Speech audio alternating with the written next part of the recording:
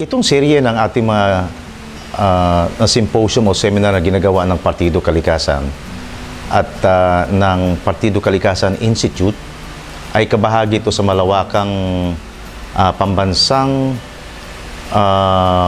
impormasyon para sa pag-unawa ng tinatawag natin na Philippine Development Plan. Ang Philippine Development Plan ay ito yung plano ng ating Panguluhan upang sa ganon maintindihan mula sa iba't ibang sektor kung ano ang tingin ng iba't ibang sektor sa plano ng Panguluhan. Subalit mukhang may problema sa proseso dahil sa hindi naman talaga lahat ay makonsulta. At sa bahagi ng Partido Kalikasan ay nagkaroon ito ng inisyatiba nationwide upang sa ganun ito ipag-usapan sa baba. So itong sa araw na ito ay dito sa Luzon consultation, mapag-usapan yung lugar ng low carbon economy na nais nating ikonsidera ng Pinoy administration sa kanyang Philippine Development Plan ang low carbon economy. Ano ba itong low carbon economy? Alam naman natin na ang environmental crisis o ang climate crisis na nakapaloob nito ay dahilan sa sobrang pagdidepensa o pagdidepende ng tao doon sa fossil fuel. So nais natin ang low carbon economy o low fossil fuel economy ay maging kabahagi o maging sentro man dito sa Administration Pinoy sa pagpatupad ng kanyang plano. So ito ay magpapatuloy at habang nandito tayo sa ating advokasya ay gusto natin bigyan ng buhay itong pag-integrate mismo ng low carbon economy, which is part ng ating Sustainable Development Principles na in-espouse at tinitaguyod ng Partido Kalikasan at ng ating institute upang sa ganun ito ay may bahagi natin sa ating mga kasapi.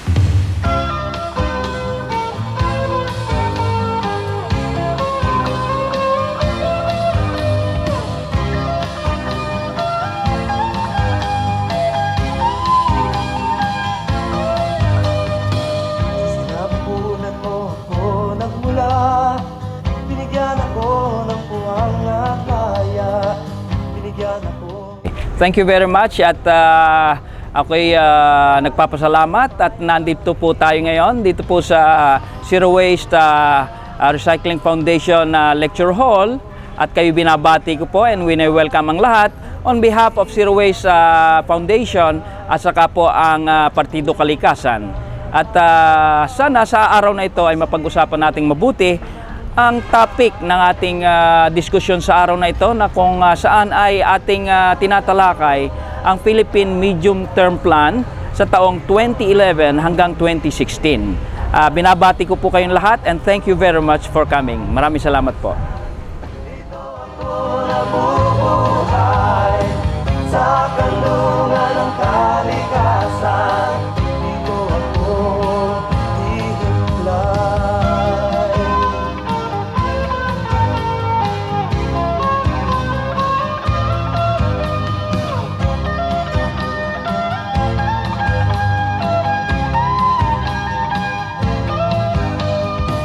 Sa kanlungan mo ako natutong umibig, nangarap abutin ng tala sa langit. Sa kandungan mo ako natutong umawi. Salamat, salamat.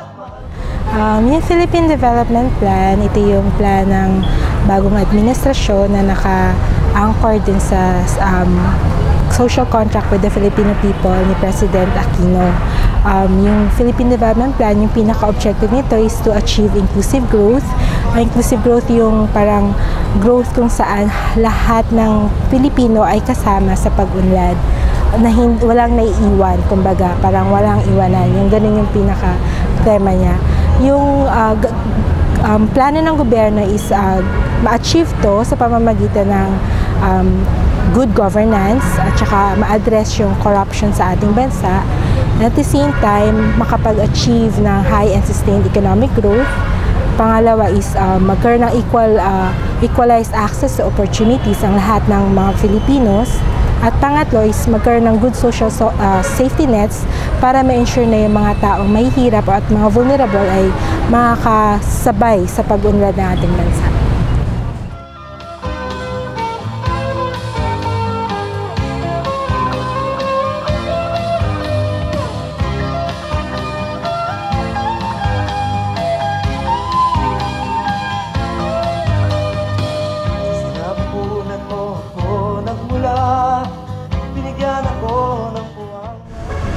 sustainable development ay isang pag-unlad na kailangan ay batay sa ating mga natural na kayamanan, yung ating kakayahan, at yung mga limitasyon ng ating kapaligiran. Tayo ay mayaman sa mga likas yaman, mga bundok, mga gubat, mga yaman ng dagat. Walang Pilipino kailangan magutom dahil marami tayong isda, marami tayong mga pagkain at materyales mula sa gubat.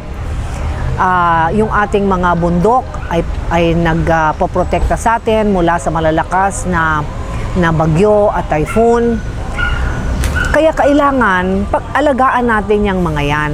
So ang gamitin lang natin ay yung ating likas yaman na hindi nakakasira, hindi nakakadagdag sa global warming at climate change, at hindi natin kailangan i-import.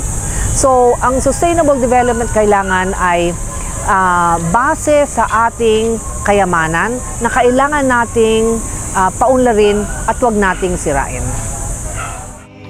Sa kantungan mo ako natutong umawi. Salamat, salamat, mahal kong daigdig. Sa kantungan ng kalikasan, dito ako isinilang. Sa kantungan ng kalikasan, dito ako nabubuhay. Sa kantungan ng kalikasan, dito ako isinilang. Sa kantungan ng kalikasan, dito ako nabubuhay.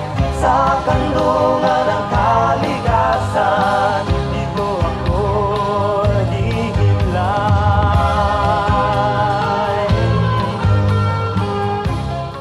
Magpo-focus po ako sa tinatawag po nating reaction tungkol naman sa medium term plan ng Pilipinas para sa agricultural sector. At napakaganda po sapagkat itong ating medium term plan ng 2011 to 2016 na ginawa po ng ating pamahalaan under President Aquino ay sinama po nila ang word na sustainable.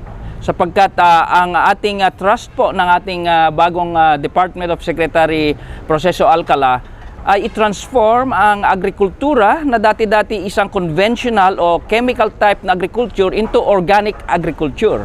At alam po natin ang organic agriculture po ay pinahahalagahan ang kalikasan.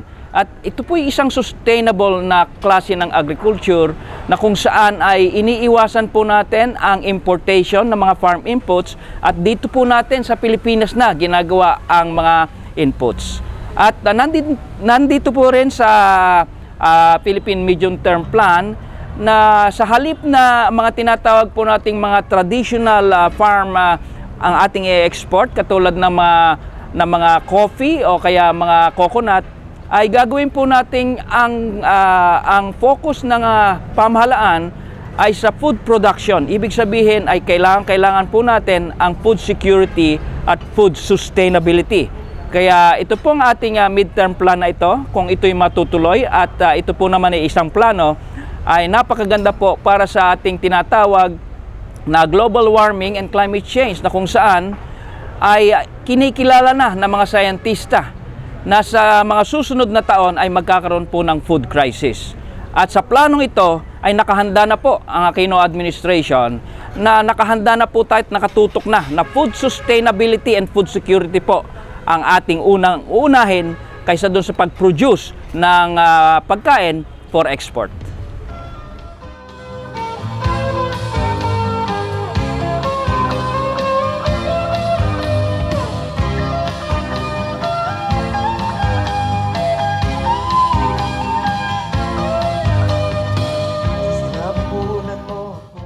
In summary, I think that the medium-term development plan should have a separate discussion on natural capital as it affects poverty mitigation, as it affects development in general. In summary, I'd say that is what's the most important. Binigyan ako ng ulan at araw upang sumibol ang binhi ng buhay. Sa kanlungan ng kalikasan, dito ako isinilang.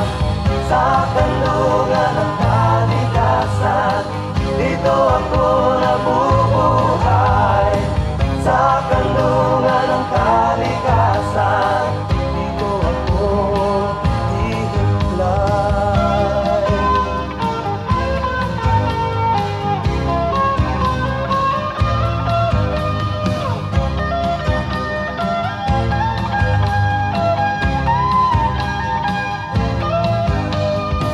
Sa kanlungan mo ako natutong umibig, nangarap abutin ng tala sa langit. Sa kanlungan mo ako natutong... Sa ating talakayan ay napapansin natin na batay naman sa presentasyon ng kinatawan ng National Economic and Development Authority na ang plano ng ating pamahalaan ay nakabalangkas sa pang-usaping ekonomiya at may ilang usapin ng pangkalikasan. Pero ilan sa mga matingkad na nakikita at napansin ng ating civil society organizations na in terms of strategy, mukhang wala namang pagkakaiba ang dinadaluyan na estratehiya nitong Pinoy government at nung nakaraang PGMA administration. Yung tinatawag natin na estratehiya ng pagkipag-ugnayan sa private sector, yung public-private partnership, ay wala po namang pagkakaiba ito. Halimbawa, may mga programang pinagpatuloy katulad ng CCT o yung Conditional Cash Transfer. Ang tingin ng ilang mga ekonomista rito ay ito ay maganda lamang sa tinatawag na residual poverty o yung mga taong hindi significant ang numero na makinabang nito dahilan sa meron itong cultural impact o ito ay nagbibigay nung dependency culture sa mga mamayang mahirap. So sa halip na dapat may papunta sa pagpalakas ng kanilang kakayahan, ito'y lalong nagbigay ng dependency culture o usaping nagtatali ng pananaw ng mga tao na maging dependent sa ating pamahalaan. Doon sa usapin ng proteksyon ng ekonomiya o kalikasan o yung ekonomiya sa kalikasan na relasyon, hindi namin nakikita dahil unang-una, kalakhan pa rin sa economic activities ng Pinoy administration ay itong usapin ng pagpatuloy ng mining industry. Bagaman ang mining industry ay kailangan ng isang bansa. Pero kung ang pagmimina ay ito ay nagsisilbi doon sa tinatawag na economic needs ng ibang bansa, mukhang hindi naangkop sa ating bayan. So, ang usapin ng pagmimina ay usapin ng itong pangailangan dapat ng ating sambayanan, hindi ng ibang bansa. Sa pangkalahatan, bagaman bukas ang pagtingin ng civil society organization at maging sa Partido Kalikasan na nandoon din ang pagrespeto at pagtutulungan dahil nga ang isang plano ay maging konkreto lamang ito kung ito ay ilulunsad at maramdaman ng mamamayan. Pero nandoon pa rin ang pag-iingat at pagtingin na ang mga plano ay dapat subaybayan, imomonitor at kailangang irebisa kung kailangan. Kaya ang civil society organization at ang Partido Kalikasan ay handang tumulong at makipagtulungan sa iba't ibang sangay ng pamahalaan at ganun din po naman sa ating mga kabalikat sa pag-unlad upang sa ganun ay magkaroon ng isang mahusay na tulungan. Naniwala naman kami na sa isang pagkakataon, kahit anong administration man ay may mga kahinaan at ganun din naman ang sa civil society organizations ay may mga limitasyon din ito. So yung limitasyon ng pamahalaan at yung kalakasan ng civil society organization ay kailangan lamang na pagsamasamahin ito upang sa ganun ay sabay nating masabi na umunlad at sabay tayong ma-empower dito sa ating ginagawa. At palagay ko naman kung bukas ang pamahalaan sa lahat ng mga civil society organizations, kami po naman ay magpapatuloy sa pagkipag-ugnayan at pagkipagbalikatan. Subalit kung kailangang punahin. Subalit kung kailangang tulungan, dapat magtulungan. So sa ganun, ang bottom line is kung sa comparison mismo ng pag-aaral ng NEDA, lumalabas na sa paghahambing ng ating kalagayan sa ibang bansa, tayo po ang pinakamababa. At kung tutusin, tayo yung pinakamahirap na bansa sa buong Asia. Kung ganito ang kalagayan, palagay ko ito yung urgent call sa lahat. Paano natin may angat ating kabuhayan, sabay nitong pag-aangat na ating kapaligiran, sabay pag-aangat ng ating mga pangkaraniwang tao sa ating bayan. So, yun lang po at magandang araw sa atin.